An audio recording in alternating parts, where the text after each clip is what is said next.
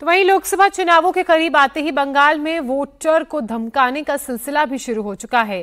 TMC विधायक हमीदुर रहमान ने voters को धमकाते हुए कहा कि 26 तारीख को सेंट्रल फोर्स चली जाएगी, फिर हमारी फोर्स ही बचेगी।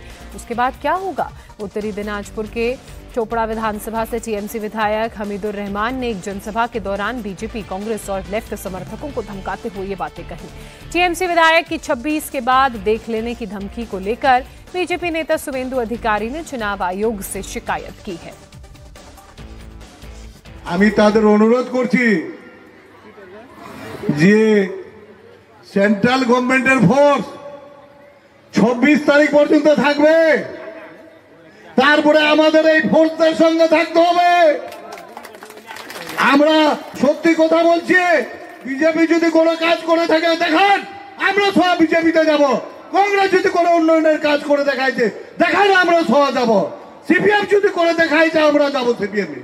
নইলে আমরা বলছি, অনুরোধ করে আহ্বান করে মূল্যবান ভোটগুলো নষ্ট করবেন না, বাদরামি করবেন না।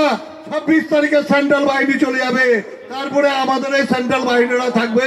তখন অভিযোগ করবেন না যে আমার কি হলো, আমার এটা হলো। এটাই আমি আগে থেকে আপনাদের অনুরোধ করে কর জোরে হাত ধরে বলতেছি, ভোটগুলো নষ্ট করবেন না।